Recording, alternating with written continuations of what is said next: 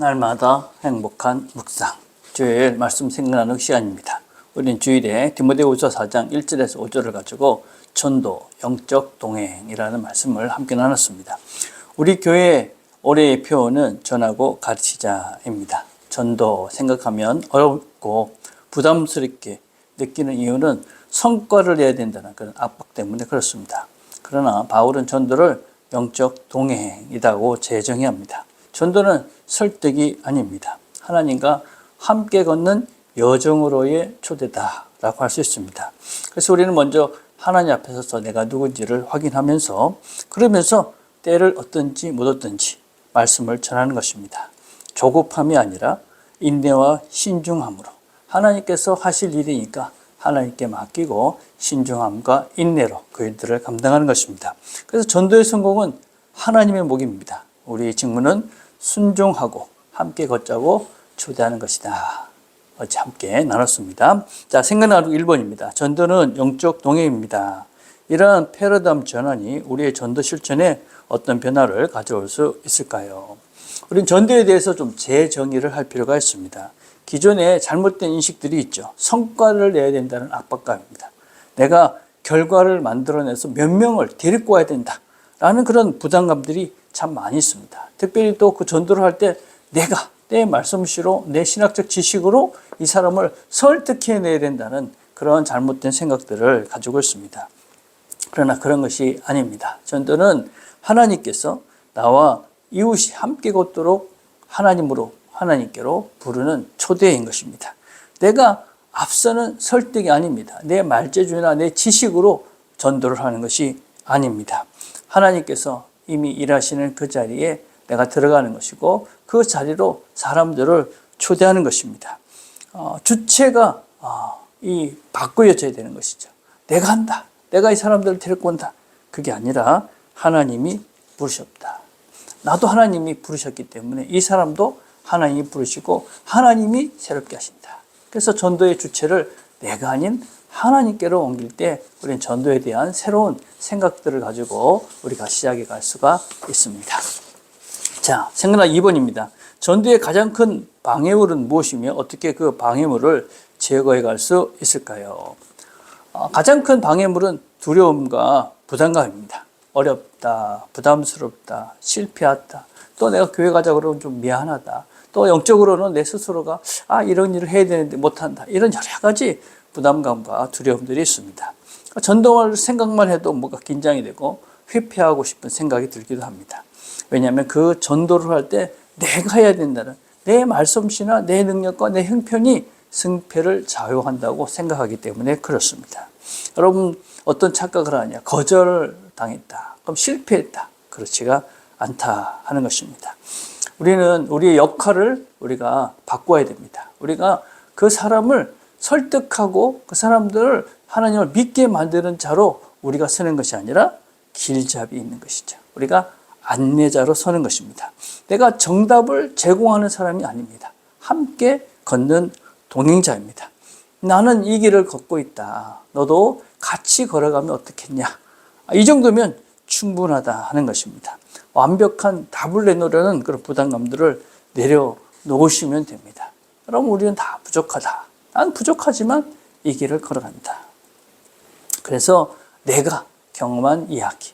여러분 내 경험한 이야기는 아무런 반박할 수가 없는 것이죠. 그래서 내 이야기를 나누는 것. 그것이 전도의 시작이다. 두 번째 잘못된 전도 개념들이 있죠. 성과 중심입니다. 늘 우리는 몇 명을 전도했냐. 또 교회를 꼭 데리고 와야 된다. 또 즉각적인 뭔가 결신이 없으면 결과가 없으면 실패라고 생각을 하는 것입니다. 여러분 그것은 전도를 뭔가 일회성인 것이고 그리고 전도를 결과물로 보기 때문에 그렇습니다. 여러분 우리가 내가 뭔가 결과를 만들 수 있다라는 착각을 빨리 버리셔야 합니다. 우리가 그것을 제거하기 위해서는 우리가 전도는 영적 동행이다. 그리고 하나님이 일하시는 자리로 우리가 함께 나아가는 것이다. 과정 자체가 전도다. 관계 자체가 전도다. 내가 누구와 함께 하는 것 자체가 전도다. 그래서 전도의 성공은 하나님의 목이고 나는 순종하는 것이다. 세 번째, 우리가 기억해야 될 것은 무엇이냐면 우리가 어떤 전도를 할 때 그것이 지금이라는 그런 강박관념에서 벗어나야 됩니다. 때를 어떤지 못 어떤지 우리가 복음을 전해야 됩니다. 그것은 하나님의 시간표에 따라서 움직이는 것이기 때문에 우리가 그것에 대해서 너무 마음을 둘 필요가 없다. 내가 어떤 시작했던 것들이 10년 후에 나타날지 20년 후에 나타날지 아무도 모르는 것이죠. 하나님이 거두시는 것입니다. 그래서 우리가 중요한 것은 관계를 끊지 않고 지속적으로 계속 가는 것이다. 네 번째는 우리가 이 사회적으로 기독교적인 부정적인 이미지가 있습니다. 교회 이미지가 너무 안 좋죠. 그렇죠? 내가 예수를 믿는다. 그러면 좀 이상하게 생각하면 어떨까? 사회적으로 내가 또 이렇게 따돌림을 당하면 어떨까? 이런 생각들이 있습니다. 제거 방법은 내가 삶으로 증거해 가는 것입니다. 말보다 먼저 신뢰로 그런 관계를 구축해 가는 것이 제일 중요합니다. 우리가 그 사람들에게 사랑, 섬김, 정직, 성실함으로 그들이 기독교인들이 가지고 있는 그런 편견들을 깨는 것입니다. 그래서 너는 달라. 이런 소리를 들 때까지 우리가 바르게 사는 것이죠. 열심히 사는 것입니다. 사랑으로 사는 겁니다. 방어적으로 하지 않는 것입니다. 교회들이 틀렸다. 미안하다. 우리가 부족하다. 그래서 여러분 우리는 부족하다. 그렇지만 예수님은 그렇지 않아요. 예수님께 가자.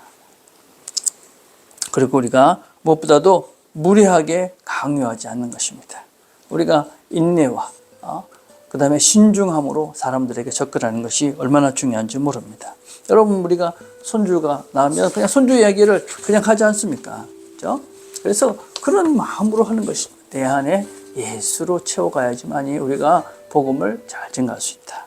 마지막으로는 내가 자격이 없다라는 열등감입니다. 나는 이 정도밖에 안 되는데 내가 이 정도 획배해서 무슨 복음을 전하겠나. 나는 말도 못하고 성경도 잘 모르고 신앙생활도 얼마 안 했고. 여러분 우리가 사람들 앞에서 이렇게 작아져가는 나를 볼 때 내가 뭘 하겠나. 여러분 그것은 우리 자신들을 하나님 앞에 세우지 않았기 때문에 그런 것이죠. 우리는 더 나은 신자, 더 똑똑한 사람으로 복음을 전하는 것이 아닙니다. 우리는 은혜 받은 자, 완벽해서가 아니라 은혜를 받았기 때문에 그렇다. 바울이 뭐라고 그랬습니까? 나는 죄인 중에 괴수다. 그래서 우리는 약한 데서 온전해진다. 약함을 통한 강함. 내 능력이 약한 데서 온전해진다. 여러분 진정성은 완벽함보다 훨씬 더 강한 힘이 있습니다. 우리가 겸손하게 낮아져서 진정성을 가지고 사람들한테 접근할 때에 나는 자격 없다. 여전히 난 부족하다. 그렇지만 나를 통해서 하나님이 일하신다. 그런 것들을 우리가 증거해 갈 수 있을 것이라고 믿습니다. 여러분 우리가 신앙 논쟁을 할 필요가 없습니다.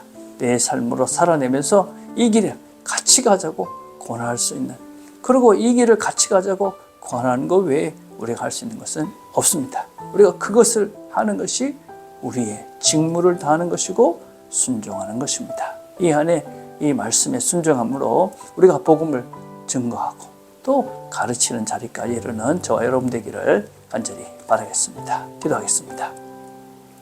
하나님, 우리가 주일에 들었던 말씀을 다시 되새겨 보았습니다. 우리 주변에 우리가 전도하여 함께 이 길을 걸어가야 될 사람들이 참 많이 있습니다. 우리의 어두운 눈들이 그들을 보지 못했던 것들 주님 용서해 주시고 이 안에 우리의 눈을 열어 주님의 마음으로 사람들을 바라보고 그들을 주님이 원하시는 그 자리로 이끌어오는 우리 모두가 될 수 있도록, 그래서 이내 우리가 하나님이 원하시는, 하나님이 부르신 사람들을 다 불러 모으는 이 한 해가 되도록 하나님 은혜를 베풀어 주시옵소서. 예수님의 이름으로 기도드립니다. 아멘.